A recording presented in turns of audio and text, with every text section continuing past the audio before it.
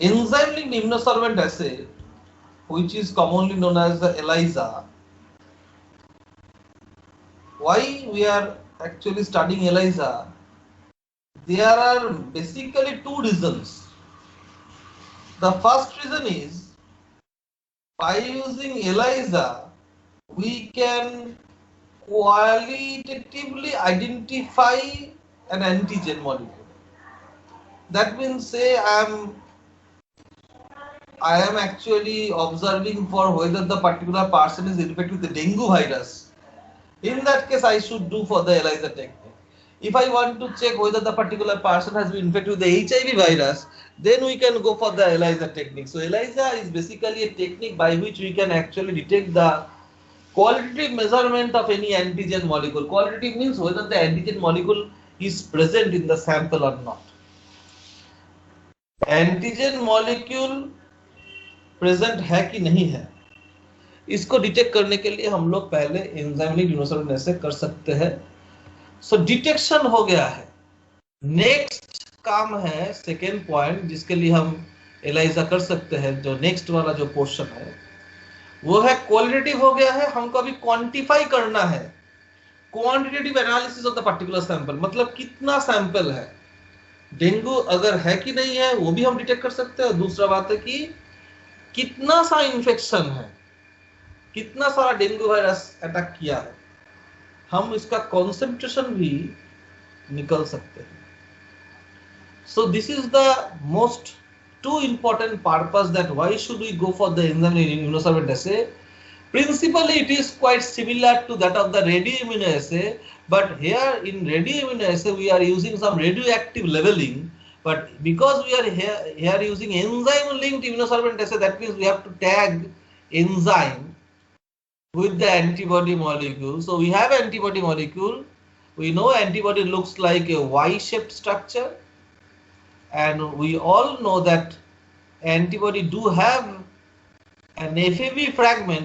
This is the FAB fragment, this one is the FAB fragment of antigen binding, where the antigen can bind, okay, where the antigen can bind. But there is another segment, the bottom portion of the Y, that is known as the FC region, fragment readily crystallizable. So this FC region has no role to play during antigen antibody binding. As a result, what we can do, we can ligate one enzyme molecule to the FC region. So this is the point. Because the heading is enzyme linked immunosorbent assay, immunosorbent means the between antibody and antigen interaction, and how here the enzyme is linked. So the enzyme is linked to the FC region of the antibody molecule, and ultimately whether the particular antibody is interacting with the antigen or not, you have to detect this thing, whether the antibody is interacting with the antigen or not.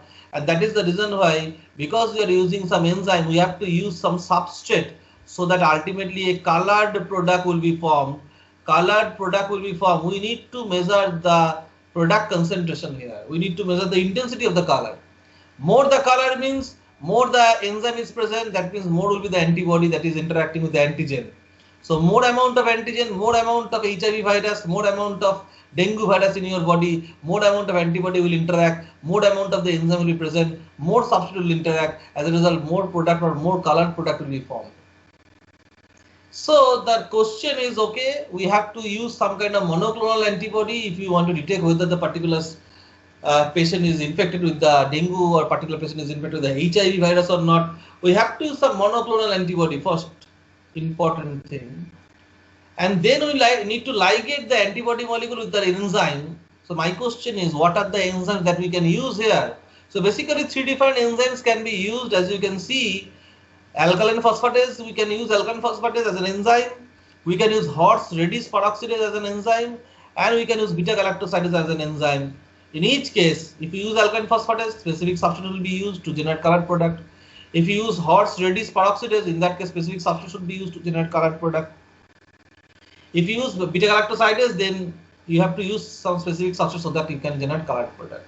So any of these enzymes can be tagged with the FC region of the antibody molecule. What will be the enzyme? Depending on the enzyme, we have to use some substrate molecule here.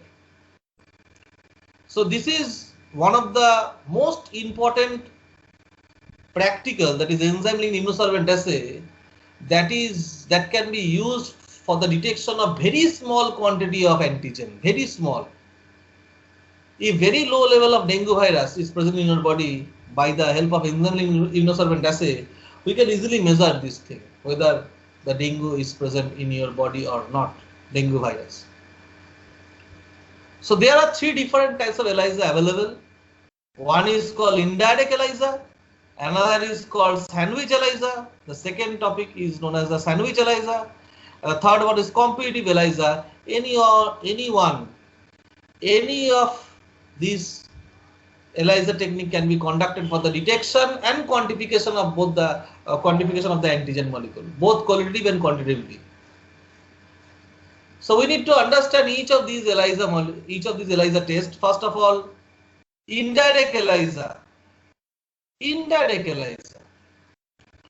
So basically we want to detect whether a particular person contains some illegal drug, maybe cocaine, heroin, something like, or maybe dengue virus or maybe HIV virus, if present or not. If present, we need to detect. So that means if any person, consider, if any person is having a fever, one person is having a fever, and according to their symptom, I am suspecting that he or she has been infected with the dengue virus, not the coronavirus. According to his or her symptom, I am suspecting that the particular guy has been infected with the dengue virus but not the coronavirus, and that is the reason why we can use indirect ELISA to detect them, whether the particular person has been infected with which of these viruses. So in the first case, in indirect ELISA, the term is indirect, not direct. That means here the antibody, specific antibody, here the specific antibody is not directly interacting with the specific antigen. This is the particular thing. The specific antibody that is ligated with an enzyme, the specific antibody of, say, dengue virus, the specific antibody for the dengue virus that is ligated with the enzyme is not directly binding to the particular antibody. Rather, we have, say, dengue virus as antigen, and we are adding a particular antibody that is specific for dengue virus, which is also called monoclonal antibody molecule.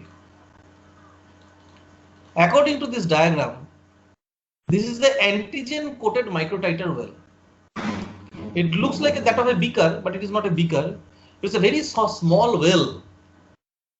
Basically, a strip of 20 wells can be taken out, and it is very small.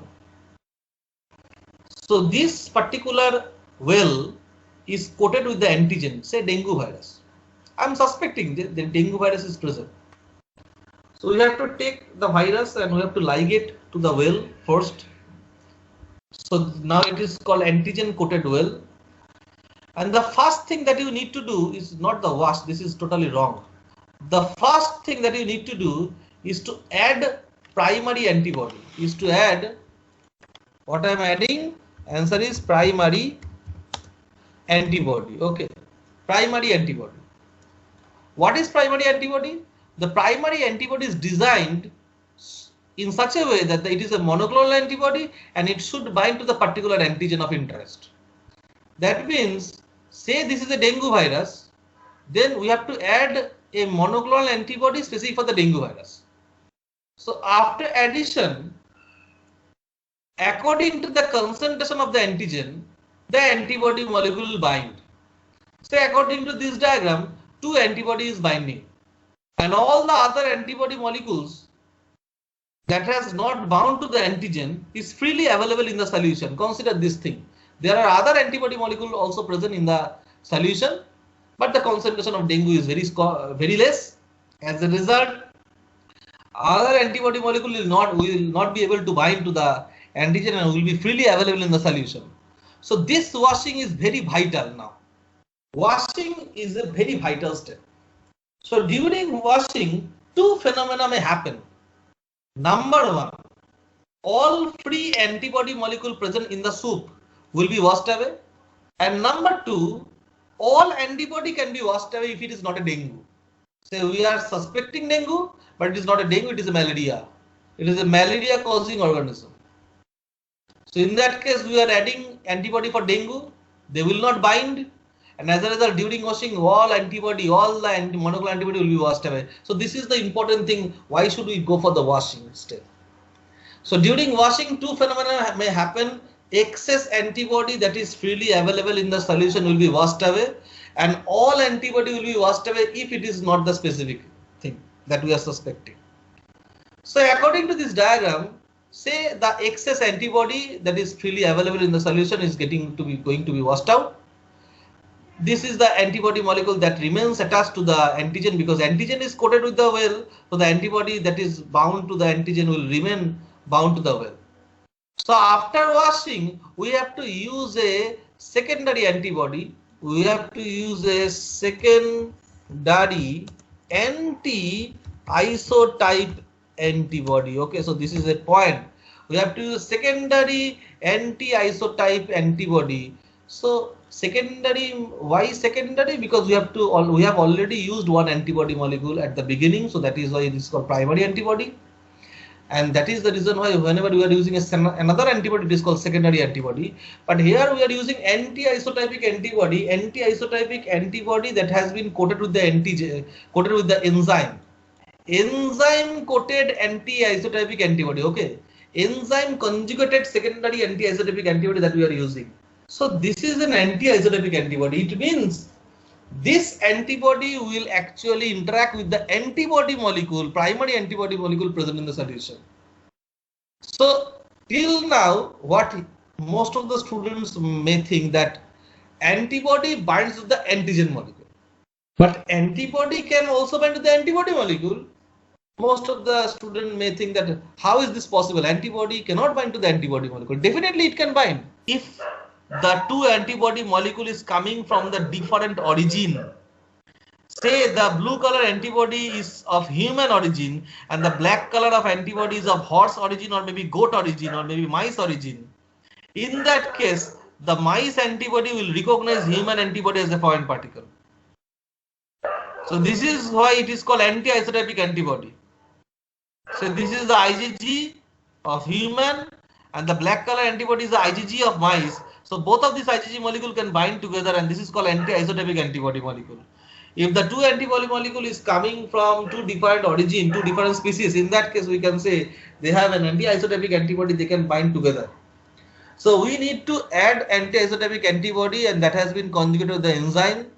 And after incubation for a suitable time, we have to wash again. This washing is very vital once again. Why this washing is very vital? Because consider we are suspecting dengue here. We are suspecting dengue. But somehow this is not a dengue, say malaria. In that case, whenever we are adding the primary antibody will not bind to the antigen, and during washing all primary antibody will be washed away. So if we use secondary antibody, the secondary antibody will not find any primary antibody.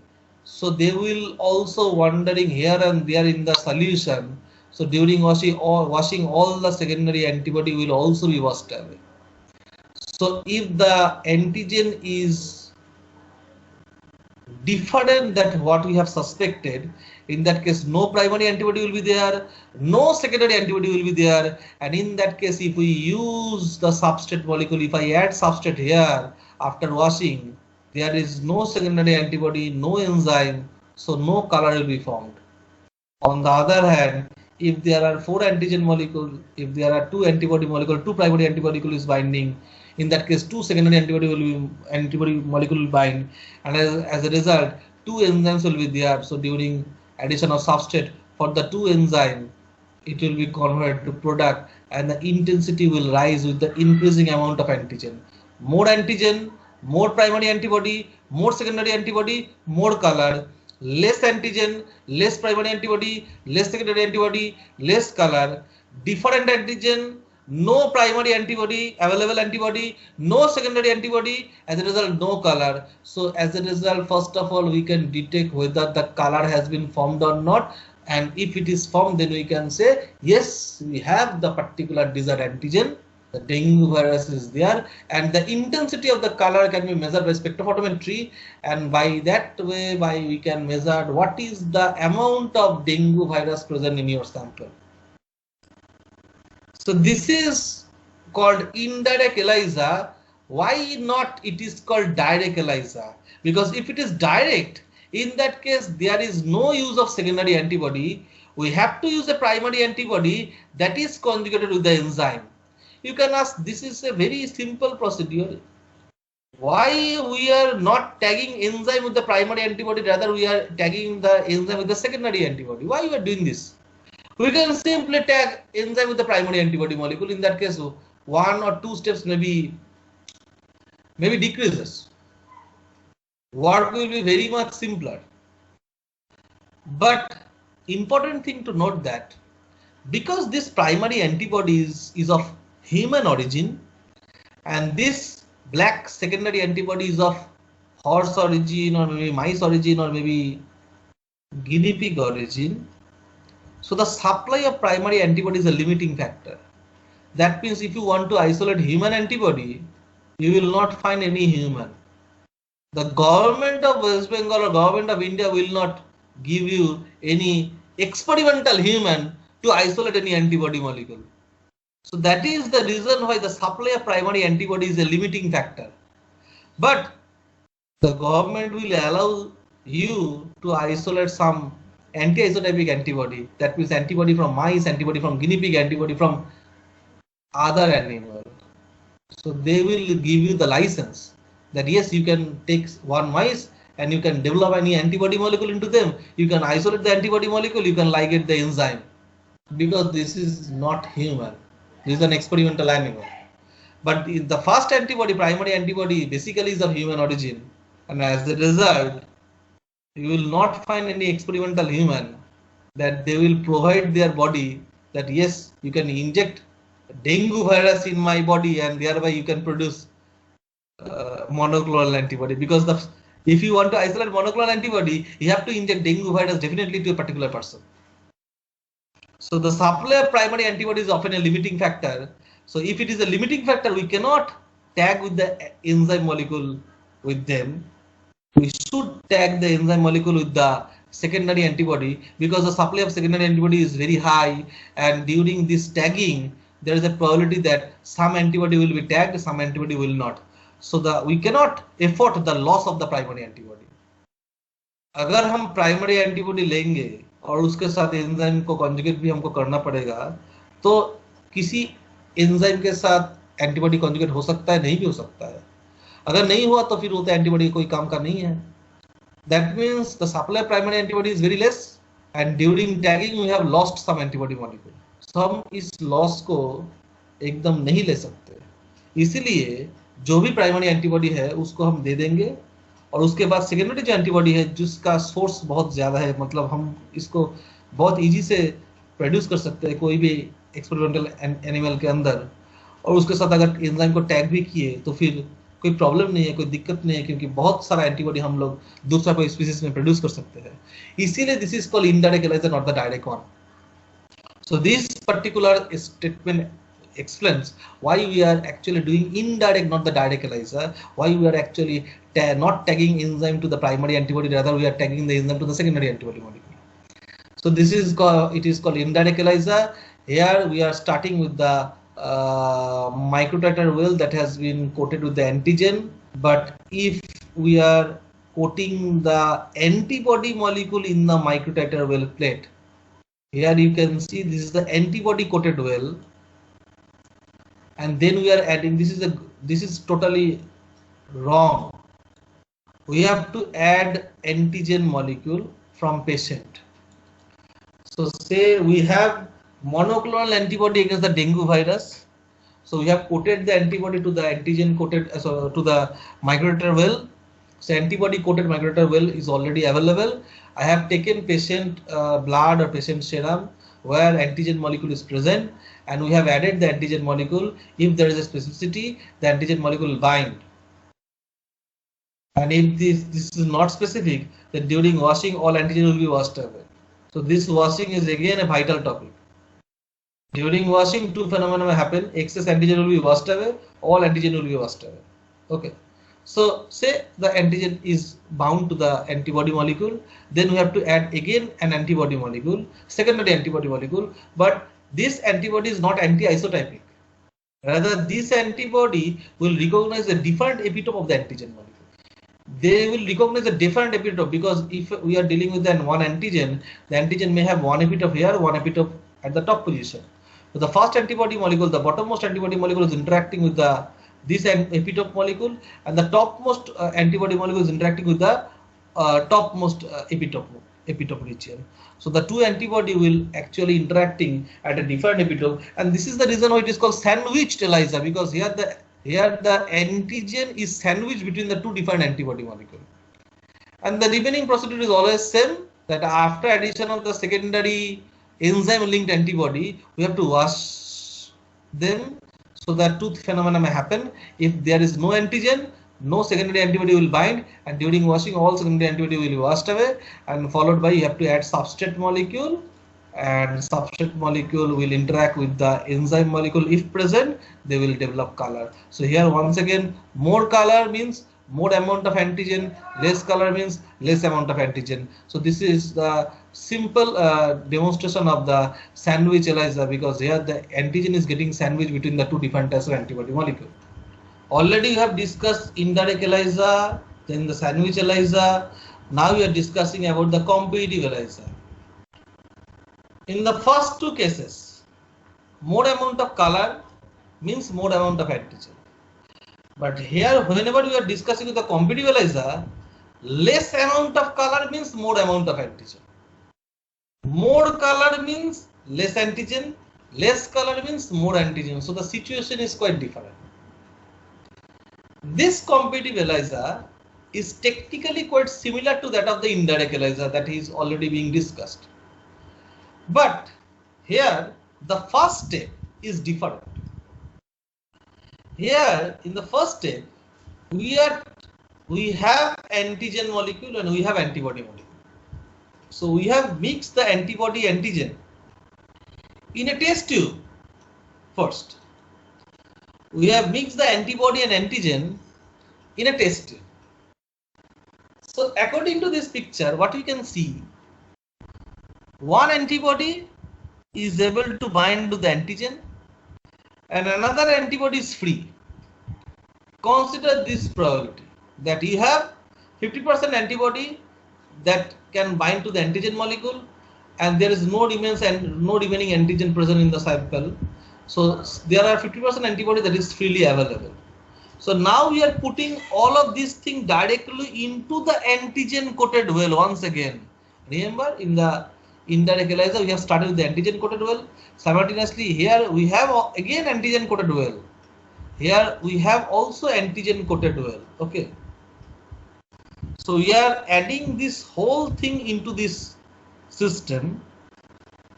As a result, those 50% antibody that has already bound to that of the antigen will not bind to the antigen coated in the well.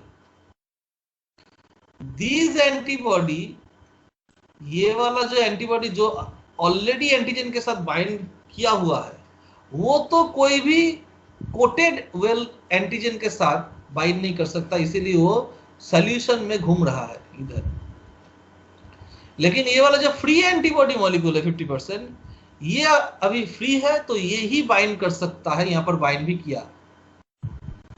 So during washing क्या होगा, ये वाला जो complex है, already complex हुआ था यहाँ पर, वो वॉश्ड आउट हो जाएगा. मतलब जो एंटीबॉडी फ्री था वही एंटीबॉडी एंटीजन के साथ बाइंड किया हुआ रहे, और इसके लिए हमको सेकेंडरी एंटीबॉडी डालना है. सेकेंडरी एंटीबॉडी के साथ एंजाइम है, सबस्ट्रेट देना है, कलर फॉर्म करेगा. तो इसमें कम कलर डेवलप करने से ज्यादा एंटीजन है और ज्यादा कलर डेवलप करने से कम एंटीजन है. ऐसा क्यों? क्योंकि कंसीडर क्यों ऐसे, कि तुम्हारे पास इनिशियली 10 एंटीबॉडी मॉलिक्यूल है और तुम्हारे पास सिर्फ 2 एंटीजन है, ऐसा समझ लो। तुम्हारे पास 10 एंटीबॉडी मॉलिक्यूल है और 2 एंटीजन है, ये वाला सिचुएशन नंबर 1 है।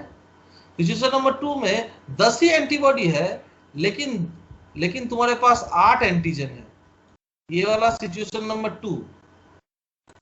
तो सिचुएशन नंबर 1 में तुम्हारे पास कम एंटीजन है, ओके, 10 एंटीबॉडी है लेकिन 2 एंटीजन है।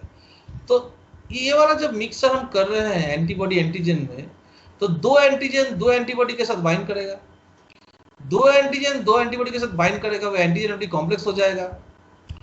8 एंटीबॉडी मॉलिक्यूल यहाँ पर फ्री रहेगा, तो ये 8 antibody molecule can bind to the antigen coated well. ये 8 जो एंटीबॉडी फ्री है वो ही ये एंटीजन कोटेड वेल के साथ बाइंड कर सकता है। जो 2 एंटीजन के साथ 2 एंटीबॉडी ऑलरेडी बाइंड किया हुआ है वो तो और फिर से एंटीजन के साथ बाइंड नहीं कर सकता, वो तो सॉल्यूशन में फ्रीली रहेगा, एजीएबी कॉम्प्लेक्स करके रहेगा एक्चुअली। सो जो 8 एंटीबॉडी मॉलिक्यूल फ्री है वो कोटेड वेल के साथ बाइंड किया हुआ रहेगा। तो 8 एंटीबॉडी के लिए 8 सेकेंडरी एंटीबॉडी, 8 सेकेंडरी एंटीबॉडी के लिए 8 एंजाइम, 8 एंजाइम के लिए बहुत सारा कलर। तो पहले जो 2 एंटीजन था उसके लिए तुम्हारे पास 8 एंटीबॉडी वाला कलर तुमको मिल गया है। अगर तुम्हारे पास 8 एंटीजन है, दूसरा वाला सिचुएशन, तो फिर 8 एंटीजन 8 एंटीबॉडी के साथ बाइंड करेगा, तो फिर तुम्हारा फ्री एंटीबॉडी का नंबर है 2, मतलब कम हो गया है। फ्री एंटीबॉडी 2 है, तो ये 2 फ्री एंटीबॉडी अभी कोटेड वेल के साथ बाइंड करेगा, 2 एंटीबॉडी के लिए 2 सेकेंडरी एंटीबॉडी बाइंड करेगा, 2 सेकेंडरी एंटीबॉडी के लिए दोनों एंजाइम के लिए कम कलर प्रोड्यूस होगा। तो फिर यहाँ पर अगर 8 एंटीजन है तो फिर दोनों एंटीबॉडी के लिए कलर प्रोड्यूस हो सकता है, अगर 2 एंटीजन है तो 8 एंटीबॉडी के लिए कलर प्रोड्यूस हो सकता है। तो इसका मतलब यही है कि यहाँ पर अगर एंटीजन का कंसंट्रेशन ज्यादा है ओरिजिनल सैंपल में तो फिर कम कलर प्रोड्यूस्ड होगा, अगर एंटीजन का कंसंट्रेशन कम है तो फिर ज्यादा कलर प्रोड्यूस्ड होगा।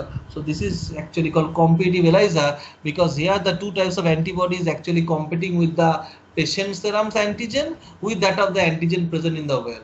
The 2 types of antibodies actually competing itself that किसको किसी के साथ बाइंड करना है, क्योंकि सभी एंटीजन है। ये वाला जो एंटीजन था पेशेंट से लिए थे वो भी डेंगू है, और ये वाला जो एंटीजन है वो भी डेंगू है।